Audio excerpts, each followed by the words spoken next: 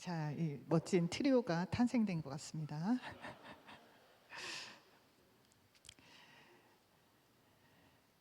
자, 오늘 본문은 하나님의 사람 엘리야의 이야기입니다. 사실 지난 어저께 저희가 코너스톤을 다녀왔습니다. 근데 거기 본문도 이 본문이었어요. 그래서 저도 깜짝이나 놀랐습니다. 그래서 하나님께서는 지금 기드온에게 이 열왕기상 19장을 통해서 뭔가 지금 전하고 싶으신 마음이 있구나 좀 깨닫는 시간이었고, 오늘 정말 여기 모인 모두가 주님이 주시는 이 세밀한 음성 가운데 이 가르침을 꼭 받아가는 그런 귀한 자리 되었으면 합니다. 자, 시작하기 전에 퀴즈 하나 낼게요. 자, 우리는 이 땅에서 죽음을 그 누구도 피할 수 없이 다 경험을 합니다. 근데 이 성경 가운데 아마 우리 삶 가운데, 우리 인생 가운데 딱 두 분만 이 죽음을 경험하지 않고 하늘로 올라간 분들이 계세요. 그분이 누굴까요? 그렇죠. 에녹하고 지금 오늘 살필 엘리야입니다. 자, 혹시 여기 안에서 엘리야가 누구지? 나만 모르나? 할까봐 잠깐 요약을 좀 할게요. 엘리야는 이 이스라엘이 두 영역으로 나눠졌을 때 북이스라엘에서 활동했던 예언자입니다. 그리고 요 엘리야가 활동했던 시기는 요 북이스라엘을 통치했던 오므리 왕족의 아합 왕이라고 하는 자가 통치하던 시대로 세상적으로 봤을 때는 가장 번성했던 시기, 영적으로는 가장 타락했던 시대의 선지자로 일했던 분이십니다. 여기 지금 앞절 16장을 이렇게 보시면 16장 29절에서 33절을 보시면 얼마나 이때 북이스라엘이 타락했는지를 설명하고 있습니다. 하나, 둘, 셋, 넷, 다섯 절에 걸쳐서 얼마나 폐역했는지를 설명을 하고 있는데, 제가 잠깐 설명드릴게요. 유다의 아사왕 38년에, 그러니까 이 남쪽 유다 그 영역 아사왕 38년째에 오므리 이 아들 아합이 이스라엘의 왕이 되니라. 오므리의 아들 아합이 사마리에서 28년 동안 이스라엘을 다스리니라. 오므리의 아들 아합이 그의 이전의 모든 사람보다 여호와 보시기에 악을 더욱 행하여 느밧의 아들 여로보암이 누구냐면 이 남북으로 이렇게 나누게 한 사실은 장본인이었어요. 그래서 이렇게 10지파를 모아가지고 북이스라엘을 세우고, 그리고 이스라엘 사람들이 이 예루살렘으로 예배를 드리는 것을 탐탁지 않아 해서 이 베델과 단에다 금송아지를 만들고 거기에 예배를 드리도록 했던 장본인입니다. 근데 이 느밧의 아들 여로보암의 죄를 따라 행하는 것을 오히려 가볍게 생각할 만큼 이 아합은 더욱더 악했습니다.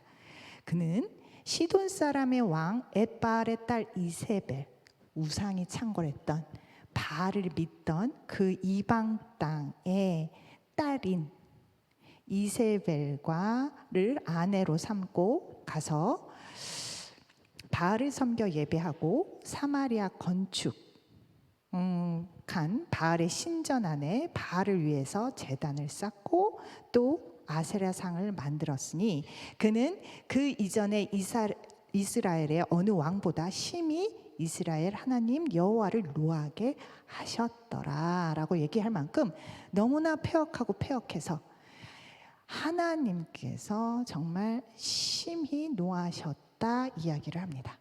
그리고 아합이 이런 우상을 숭배했던 나라의 그 이세벨과 결혼을 하면서 하나님께서는 이 북이스라엘의 가뭄을 허락하세요. 그래서 계속 가뭄 가운데 힘겨운 삶을 보내고 있습니다. 얼마나 힘들었냐면 그 전장, 그러니까 그 다음에 17장에 보시면 그 사르밧이라는 과부가 나와요. 근데 그 사르밧이 얼마나 힘든 삶을 이 가뭄 기간에 보냈는지 이게 나옵니다. 엘리야가 떡 한 조각을 달라고 해요. 그랬더니 그는 정말 살아계신 예수님을 두고 하나님을 두고 맹세하는데 나는 떡이 없다.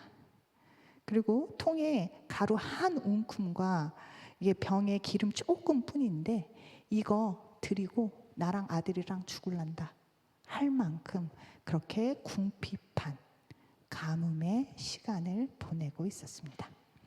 이때 이걸 계기로 엘리야는 전 이스라엘 이 전국에 바알과 아세라를 섬기고 있는 예언자들을 다 불러들여요. 850명 정도가 됩니다. 그래서 1대 850으로 붙어요. 그게 우리가 잘 알고 있는 갈멜산 영적 전투입니다. 그래서 누구든 너네들은 너네들 신의 이름을 부르고 나는 나의 신을 불러서 응답하는 그 하나님이 진짜 하나님임을 우리가 인정하자라고 하면서 이제 전투를 시작합니다. 그래서 처음에는 바알과 아세라를 섬기는 그들이 일단 제단을 쌓고 그리고 이제 불이 떨어지도록 바알 신, 아세라 신을 아침부터 점심까지 막 불러요. 근데 응답은 당연히 없죠. 없어요. 그래서 막 춤도 춥니다. 그 칼과 창으로 막 자기 몸을 해해요. 그래서 막 피를 철철 나게 합니다. 그런데도 응답이 없어요. 언제까지요? 저녁까지요. 자, 그러자 엘리야가 야 그래 그러면 나의 하나님이 응답하시는 것을 보라라고 하면서 이 제단 쌓은 이 나무에 물을 드립다 부어요. 그걸 얼마까지? 3차례. 그래서 그 주변에 이렇게 또랑을 파는데 이 또랑이 넘칠 만큼 이렇게 이게 물이 흥건히 졌습니다. 그리고 여호와의 이름을 불러요. 그러니까 어떻게 됐죠? 우리가 다 아는 바대로 불이 떨어져요. 그래서 나무랑 돌이랑 흙을 다 태웁니다. 그리고 또랑에 있던 물들을 싹 다 소멸시켜요. 그만큼 하나님은 강력하게 불로 자신의 임재를 드러내세요. 자, 그리고 바알의 숭배자들 850명을 다 죽이고 그리고 이 마른 가뭄 날에 하나님은 비를 내리십니다. 완전히 하나님의 승리로 이 갈멜산 전투는 끝나요. 우리가 지난주에도 살펴봤지만 얘기가 딱 여기서 끝나면 얼마나 좋겠어요. 그렇죠? 근데 이 성경, 이 진리를 담고 있는 이 이야기는 여기서 끝나지가 않습니다. 이 이야기는요, 지난주와 같이 이게 뭔가 이렇게 되면 그 다음에 정말 신화적으로 뭐 잘 돼야죠. 자, 그러면 아합과 이사벨은 막 회개하고 전 이스라엘에는 막 베옷을 입고 죄를 막 뒤집어 쓰면서 회개하고 그리고 하나님의 이 사람인 엘리야가 막 드높여져야 하는데 그런데 실상은 그렇지가 않습니다. 비가 이렇게 내리기 시작해요. 그러자 아합은 가뭄 때 이 단비, 이 비가 내리는데도 이것을 가능케 했던 엘리야를 챙기지 않습니다. 그리고 혼자 냅다 도망가요. 자, 엘리야는요 그렇게 버림을 받습니다. 그리고 또한 이세벨이 내 신복들을 죽여? 엘리야가 이 모든 일들을 했어? 그래, 너도 똑같이 당할 거다 하면서 죽임을 선포해요. 갑자기 이 영적 완전한 승리를 했던 엘리야는 하루아침에 도망자 신세가 됩니다. 그러고 난 다음에 이 엘리야가 어디로 도망갈게요? 저기 북이스라엘에 있었는데 이 엘리야가 너무 급해가지고 가장 남단에 있는 부엘세바라는 곳까지 도망을 갑니다. 그리고 사람이 발길이 닿지 않는 강요로 깊숙이 들어가요. 그리고 하나님께 정말 아이러니하게 더 바랄 것이 없으니 날 죽여주십시오 라고 간청을 합니다. 자, 이세벨이 죽인다라는 그 선포에 무서워서 살고자 도망갔던 엘리야가 정작 하나님 앞에서는 이제 더 바랄 것이 없으니 날 죽여주쇼 라고 이야기를 해요. 자, 엘리야는 살고 싶은 걸까요? 죽고 싶은 걸까요? 이 인생은요, 가만히 들여다보면요, 참 이게 모순이 존재합니다. 이게 되게 잘 살고 싶어하는 사람, 그 갈망을 가지고 있는 사람은요, 오히려 죽고 싶다라는 이 생각을 더 자주 합니다. 혹은 이 우울로 더 많이 쉽게 빠져들어요. 반면에요, 좀 더 잘 살고 싶다라고 생각했던 또 다른 사람들은요, 오히려 다 때려부셔, 그만해, 때쳐 하는 분노에 쉽게 휩싸여요. 잘 살고 싶은 사람이 정말 우울에 혹은 분노에 잘 걸립니다. 우울의 극단은 자기 파괴예요. 곧 이 힘겨운, 잘 살고 싶었는데 잘 안 되니까 이 문제적인 상황에서 가장 극단에 도망가고 싶고 회피하고 싶은 게 자살입니다. 그래서 잘 살고 싶어 하는 사람들이 꺾이면 죽고 싶어요. 우울해져요.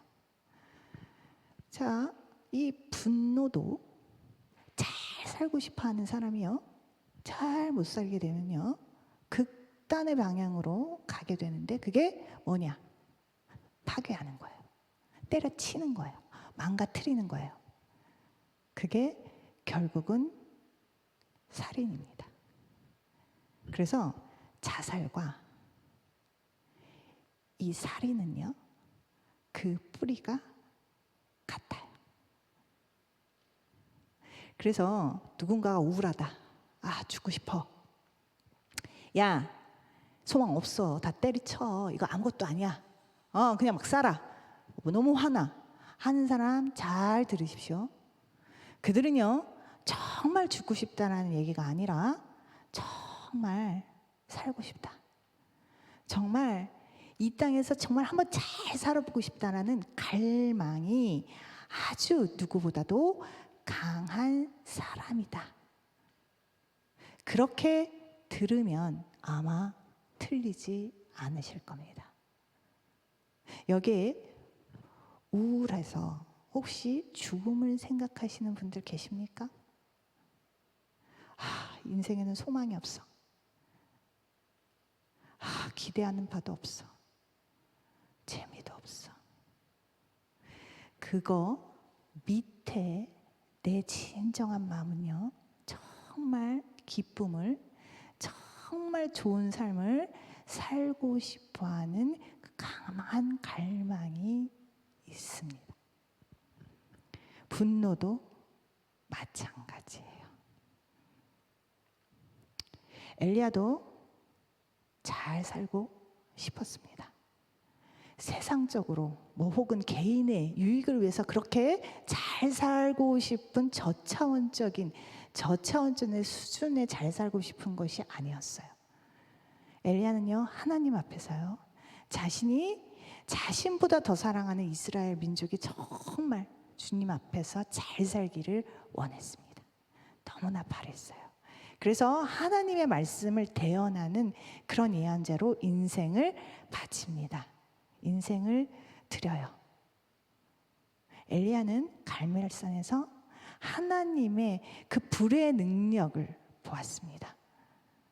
가뭄도 비도 주관하시는 하나님을 똑똑히 보았어요. 그런데 엘리야는 이해가 되지 않았어요. 그렇게 불로 임하실 수 있는 하나님이, 가뭄과 비를 주관하시는 하나님이 왜 이 이후에 이 상황들을 이렇게 풀어가시나? 왜 아합을 회개케 하지 아니하시고, 왜 이스라엘 민족들을 회복의 하나님으로 돌이키지 아니하시고 오히려 나를 죽음으로 빠뜨리게 하는가? 뭐지? 분명히 하나님이 함께 하시는데, 분명 하나님은 능력자 되시는데, 분명 하나님은 나를 택해서 하나님이 그것을 하시라 말씀하셨는데, 이게 뭐야? 나의 수고와 애씀은 어디 있어? 엘리야는 무력감과 절망에 빠집니다. 그리고 엘리야는 하나님께 더 이상 필요 없으니까 죽여주세요 라고 이야기합니다. 곧 그 이야기는 주님 살려주십시오. 살고 싶습니다. 저뿐만 아니라 사랑하는 이스라엘 당신의 자녀들을 주 안에서 살아야 합니다. 하나님 이들을 살려주십시오 하는 강한 메시지를 담고 있어요. 하나님은 엘리야도 몰랐을 것입니다. 그 당시 내가 이런 강한 갈망이 있는지. 그냥 죽고 싶다라고 생각을 했을 거예요. 근데 하나님은 마음의 중심을 보십니다. 정말 이 친구의 죽고 싶다라는 이 언어적인 표현, 그냥 그런 모습 가운데 그 밑에 정말로 살고 싶어하는, 정말 사람답게 살고 싶어하는, 정말 생명의 그 삶을 살고 싶어하는 그 친구의 그 마음을 보세요.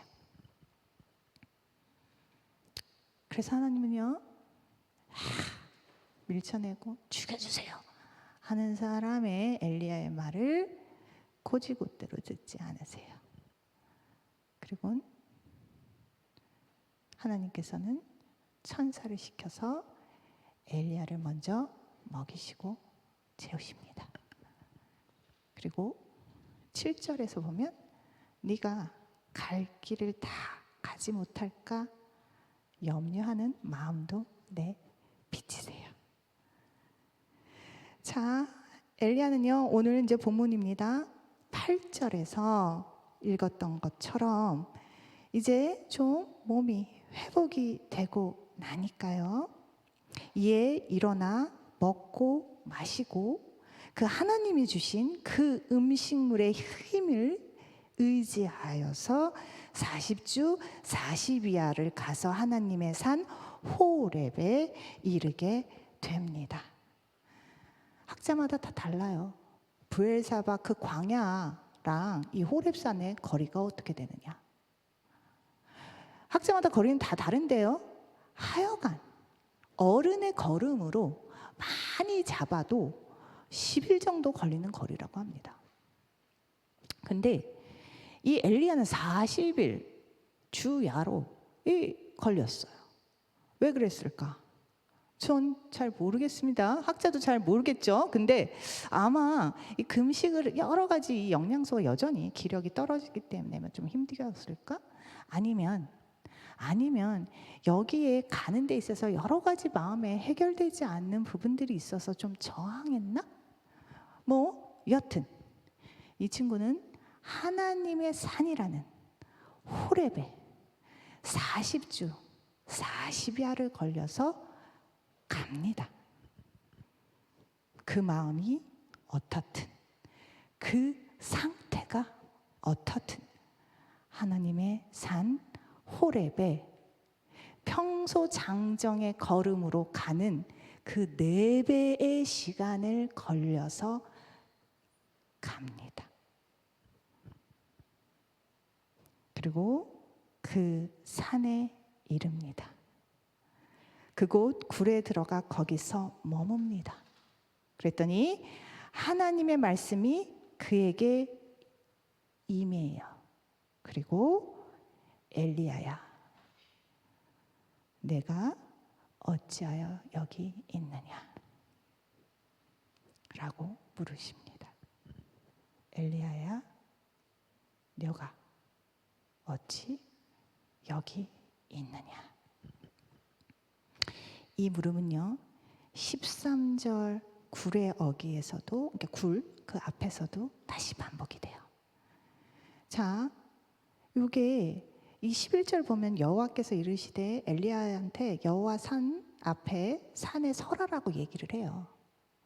11절에 자 엘리야야, 너는 이 굴 밖을 나가서 여호와 앞에서 산에 서라라고 얘기를 해요.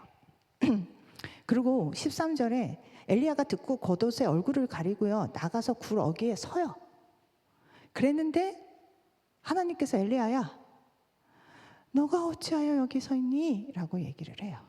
자, 이 얘기는 뭡니까? 하나님이 야, 너 여기 지금 못 올 때 왔어. 여기 너가 있어야 될 곳이 틀렸어 라고 하는 물음이었을까요? 아닌 것 같습니다. 그렇다면 하나님도 그냥 너무나 궁금한 거예요. 너 여기 왜 있어? 그래서 정말 몰라서 물어보는 질문일까요? 그것도 아닌 것 같습니다. 오히려 하나님께서는 가라고 한 그곳에 가 있는 엘리야를 보면서 그래, 너는 도대체 나에게 무슨 말을 하고 싶은 것이냐? 라고 묻고 계시는 인격적인 독대의 시간임을 알 수가 있어요. 엘리야야, 그래, 네가 나한테 말하고 싶은 것이 무엇이냐? 나가 이 과정을 통해서 하나님이 엘리야에게 보여주시고 가르쳐 주시는 분명한 목적이 숨어 있음을 또한 우리는 발견할 수가 있습니다. 앞으로 살펴볼게요. 엘리야야, 너가 어찌하여 여기 있느냐? 엘리야는요, 하나님의 이 두 번의 질문에 정말 똑같이 동일하게 대답을 합니다. 10절과 14절에서 대답을 하는데요, 그게 똑같아요. 자, 10절에서 한번 볼게요. 그가 대답하되 내가 만군의 하나님 여호와께 열심히 유벌하오니 이는 이스라엘 자손이 주의 언약을 버리고 주의 제단을 헐며 칼로 주의 선지자들을 죽였음이오며 오직 나만 남았거늘 그들이 내 생명을 찾아 빼앗으려 하나이다. 이 얘기를 하나님께 통일하게 얘기해요. 만군의 하나님, 만왕의 왕 되시는 하나님. 자, 엘리야는 절대 하나님의 생존하심을, 그분의 능력을 의심하지는 않았던 게 분명한 것 같아요. 만왕의 왕 하나님, 저는 여호와께 열심히 유별합니다. 나처럼 열심히 충성되이 하나님을 믿고 따르는 이가 어디 있을까요? 그만큼 저 열심히 했습니다. 자, 그런데 하나님의 백성인 이스라엘은 주의 언약을 버리고 주의 제단을 헐기까지 하며 또한 주의 선지자들을 죽이까지 하였습니다. 그래서 선한 것은 아무것도 남지 않고 저만 남았어요. 근데 주님, 저마저도 아합과 이세벨이 죽이려고 합니다. 살아서 뭐예요? 주님, 살고 싶은데, 뭔가 이 과정 가운데서 변화를 이루고 싶은데 주님, 이게 뭡니까? 도대체 당신은 어디에 계시고 뭘 하고 계십니까, 주님? 이라고 이야기하고 있어요. 충성된 자신을, 선한 것이 반드시 이겨야 하는데 그 위험에서, 그 조롱하고 능멸하던 그들의 소나기에서 아무것도 안 하시는 주님에게 화가 나기도 하고 우울하기도 한 그 절망 가운데서 이 엘리야는 힘겨운 시간을 보내고 있습니다. 자, 우리도 어쩌면 엘리야와 같은 모습을 지니고 있지 않을까요? 하나님이 살아계심을 우리는 믿습니다. 예수님이 우리를 위해서 십자가에 그 치욕스러운 죽음을 하셨다는 것도 압니다. 그건 너무나 믿어 의심치 않아요. 안 믿고 싶어도 안 믿을 수가 없이 내 마음이 그렇게 확증되었어요. 그런데 정작 나의 삶을 봤을 때는 이게 이 믿음과 나의 삶에서 일하시는 하나님은 너무나 격차가 큽니다. 이상하다.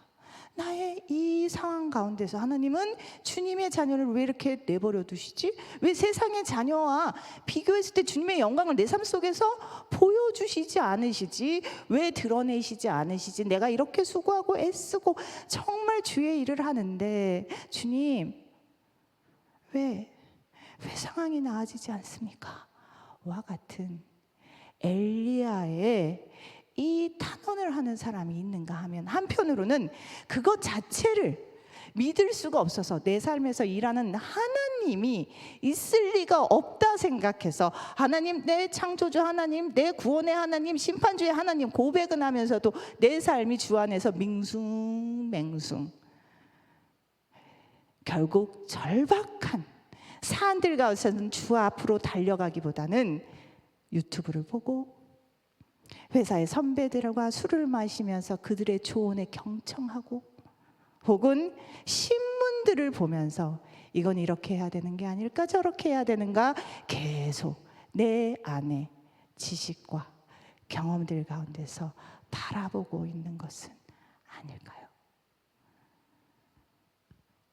지난주 우리는 신명기 8장을 통해서 하나님이 하시는 일과 우리가 하는 일은 완전 다르다는 것을 보았어요. 기억은 하실지 모르겠어요. 자, 우리가 하나님을 사랑하고 이웃을 사랑하고 있을 때 뭐요? 하나님께서 우리를 살게 하시고 번성케 하시고 복을 찾게 하시고 그걸 누리게 하신다고 했습니다. 그것은 하나님의 영역이라고 분명하게 말씀하신다는 건 우리는 신명기 8장을 통해서 깨달았어요. 자, 그러면 이 엘리야의 삶이 이 어저께 봤던 신명기 8장과 연결이 됩니까? 엘리야는요 하나님 사랑했어요. 하나님 신뢰했습니다. 그래서 갈멜산도 그렇게 1대 850으로 서 있을 수 있었어요. 맞설 수 있었어요. 자, 신뢰했습니다. 그의 신뢰가 지금 우리 안에서 하나님을 향한 그 어떤 신뢰보다도 크지 않겠어요? 그만큼 신뢰했어요. 그리고 이스라엘 민족을 위해서 애타는 심장으로 그렇게 영적 전투를 벌릴 만큼 이스라엘 민족도 사랑했습니다. 그러면 하나님이 엘리야를 살리고 번성하고 복을 누리게 하시고 찾게 하셔야죠. 근데 왜 죽음을 몰고 가는 이 상황을 그대로 보고 계십니까? 죽음을 당하도록 왜 방임하고 계세요? 자, 오늘 우리가 또 분명히 알아야 할 것은요, 하나님의 이 약속을, 하나님이 하실 일과 우리의 할 일을 이루어 가시는 그 섭리의 그 과정이 우리가 생각하고 바라는 것과 다르다라는 가르침을 오늘 우리에게 주시고 계십니다. 자, 볼게요. 자, 어저께 제가 코너스턴 다녀왔다고 그랬잖아요. 우리 기도원. 자, 8개 팀이 8개 사역을 하고 왔습니다. 근데 제가 그리고 저희 팀이 담당한 그 사역은 이게 발달 장애가 있는 친구들을 만나는 사역이었어요. 그래서 이렇게 보니까 정확하게 나이는 묻지는 않았습니다. 근데 한 20대부터 60대까지 보이는 분들이 있으셨어요. 근데 그분들의 생각하는, 표현하는 그 수준은 초등학생 1, 2학년이라고 하는데 제가 봤을 땐 그거보다도 조금 더 낮은 분들도 많았습니다. 그런 친구들을 만나고 왔어요. 그래서 그분들과 뭐를 했냐면 공동화를 그렸어요. 공동화의 이렇게 밑그림을 우리는 그려갔습니다. 근데 그거를 한 지방에 있는 한 지체가 담당을 했었어요. 근데 그 친구 말이 끝나고 나서 이런 얘기를 하더라고요. 저한테 와서 처음에는 이 공동화의 전체 그림을 나만 이렇게 알고 있으니까 이 그림을 그리는 방식이나 혹은 그걸 붙이는 방식을 이게 몰라서 이게 아무리 말을 해줘도 그걸 잘 이해하지 못해서 되게 답답했대요. 그래서 막 우여곡절 끝에 막 사람들이 그리고 막 그러고 그랬어요. 근데 이게 뭐 잘 될 리가 있나요? 그래서 이게 파란색을 칠해야 되는 영역에 막 자기 막 이름 쓰고 막 이렇게 다른 거 그리고 막 그랬어요. 그래서 걱정했대요. 이 공동화가 이게 망쳐지면 어떡하지? 근데 그렇다고 막 그 친구한테 하지 마라 막 이럴 수는 없잖아요. 내가 이렇게 보니까 그 친구가 맨 처음에는 막 그걸 통제하려고 그랬어. 이거 이렇게 하지 말고 저거 이렇게 하고. 근데 뭐 되나요? 그러니까 나중에는 포기하고 그냥 이렇게 가더라고요. 이렇게 봤죠. 그러고 난 다음에 이제 공동화가 이렇게 딱 붙여졌습니다. 그리고 그 친구가 깨달았어요. 이 하나님의 섭리가 이런 거겠구나. 우리는 이 한 피스만 보니까 이게 어떤 그림인지 몰라요. 이렇다더라 저렇다더라 해도 우리는 절대로 상상할 수 없습니다. 그래서 막 우리 안에서 나름대로 그 안에서 막 이렇게 이것도 해보고 저것도 해봐요. 그리고 이렇게 붙입니다. 그러고 난 다음에 결국 그 주님의 큰 섭리를 비로소 알게 되고, 그렇지만 가만히 봤을 때 하나님이 각자의 개성들을 결코 묵살하거나 결코 버리지 않으시고 그 개성들 하나하나를 존중하며 아끼며 주님의 큰 섭리를 이루어 가신다는 것을 그 지체가 깨닫고 놀라했어요. 자, 그 공동화가 어떻게 그려졌는지 여러분도 궁금하시죠? 보여드릴게요. 함께 볼까요? 어떻습니까? 이게 고래입니다. 잘 보면 돌고래 보이시지 않나요? 자, 고래가 이게 다 조각조각 이렇게 9개의 종이와 3줄이 이렇게 다 겹겹이 쌓인 거예요. 그걸 각자에게 나눠주고 이렇게 그린 겁니다. 그래서 그 안에 하나 보면 막 이렇게 이렇게 그냥 보통 사람이 봤을 때 낙서처럼 보이는 것도 이렇게 멀리서 쫙 보니까 되게 멋있더라고요. 네. 엘리야는요, 이 갈멜살에 불같이 떨어진 하나님의 능력, 이 가뭄에 비를 내리시는 하나님의 능력을 이 오모리 왕조 아합의 왕 이들에게도 임하기를 강렬히 바랬을 것입니다. 그리고 이스라엘 민족에게도 강렬히 임하기를 바랬을 거예요. 그리고 자신의 삶 가운데서도 강렬히 임재해 주셨으면 하고 바랬을 것입니다. 그런데 하나님은 그 다음에 이 행보가 이 엘리야가 생각했고 마땅히 그러해야 하는 것 같은 상황으로 전개하지 않으셨어요. 11절과 12절입니다. 여호와께서는 지나가시는데 여호와 앞에 크고 강한 바람이 산을 가르고 바위를 부숩니다. 그런 여호와를 엘리야는 경험했어요. 갈멜산에서. 그런데 그 강한 바람이 지나가는데 여호와 앞에 크고 강한 바람이 산을 가르고 바위를 부수나 바람 가운데 여호와가 계시지 아니하며 바람 후에 지진이 있는데 지진 가운데도 여호와께서 계시지 아니하며 또 지진 후에 불이 있으나 불 가운데에도 여호와께서 계시지 아니하더니 이번 여호와께서는 불 후에 세미한 소리로 엘리야에게 찾아오신 것입니다. 엘리야는 상상도 못했어요. 상상도 못했어요. 이렇게 세밀한 음성으로 하나님께서는 그의 임재를 또 다른 방식으로 엘리야에게 보여주십니다. 그리고 우리는 오늘 살펴보지는 않았지만 15절에서 18절까지 그 세밀한 음성으로 하나님께서 앞으로 어떤 일들을 해가실지를 설명해 주세요. 엘리야의 바람대로 아합과 이세벨이 회개하고 돌이키는 일을 하나님은 계획하지 않으십니다. 이스라엘이 탄복하면서 주님께 돌아오는 그것을 계획하지 않으세요. 오히려 이웃나라 아람의 왕을 세우시는 준비를 하십니다. 오히려 아람 왕을 세우시는 준비를 해요. 그리고 북이스라엘 왕을 세우실 준비를 합니다. 그리고 이사야가 아닌 그 후대에 엘리야가 아닌 그 후대에 엘리사를 세울 준비를 하세요. 그걸 준비하라고 엘리야한테 시키세요. 그리고 바알에 무릎 꿇지 않은 7,000명을 준비시키십니다.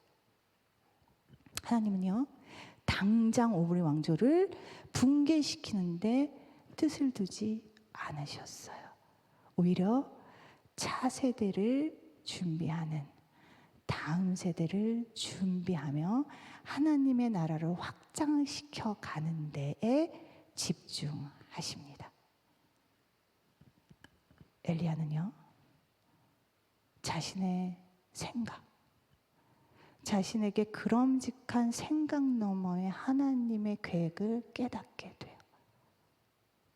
그러자 엘리야는 일어서서 돌이켜서 갑니다. 그 일을 수행하려고요. 미안한데요, 대표 리더 박지원 리더 푸사를 보셨습니까? 푸사에 어떤 메시지가 있는지 아세요? 빨간 머리니 막 이렇게 웃고 있어요. 배 나와가지고 이렇게 웃고 있으면서 뭐라고 써 있냐면, 하지만 생각대로 되지 않는다는 건 정말 멋지네요. 하지만 생각대로 되지 않는다는 건 정말 멋지네요. 생각지도 못했던 일이 일어나는 걸요. 생각지도 못했던 일이 일어나는 걸요.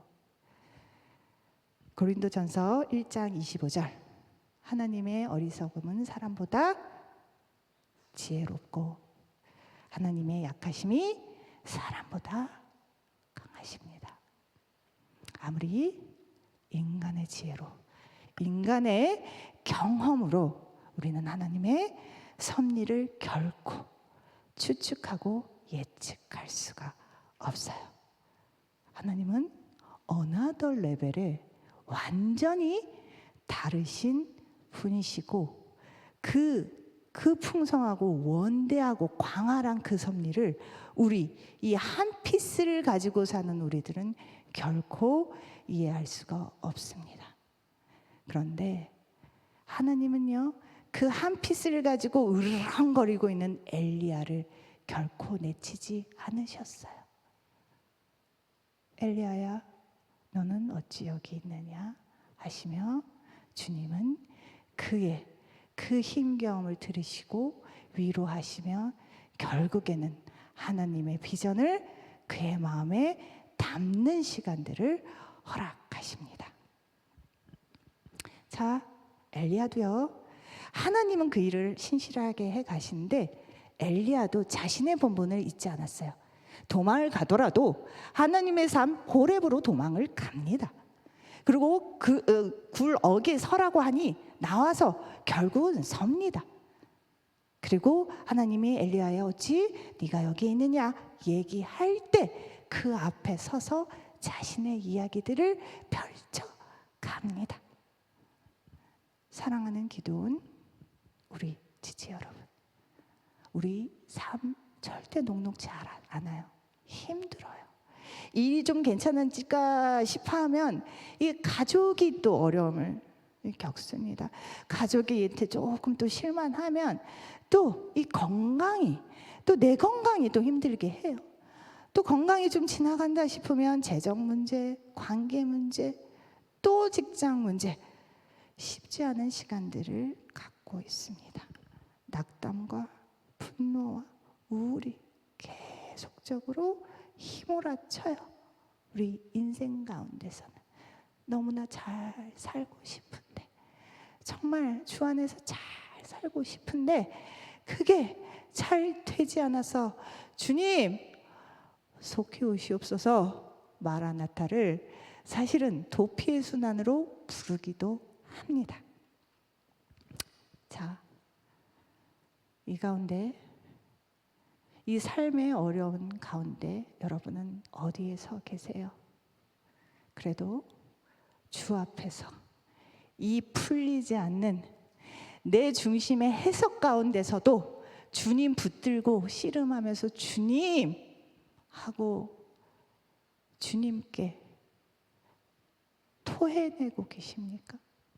아니면 낙담한 가운데 방향을 틀어 유튜브에 많은 선배들과 동료들과 그렇고 그런 사람의 이야기들을 들으면서 이 삶의 문제를 해결하라고 여러분은 애쓰고 계십니까?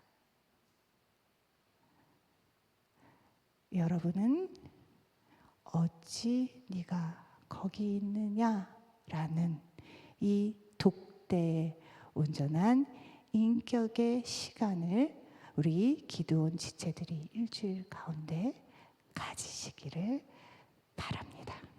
잠깐 눈을 감고 기도하겠습니다.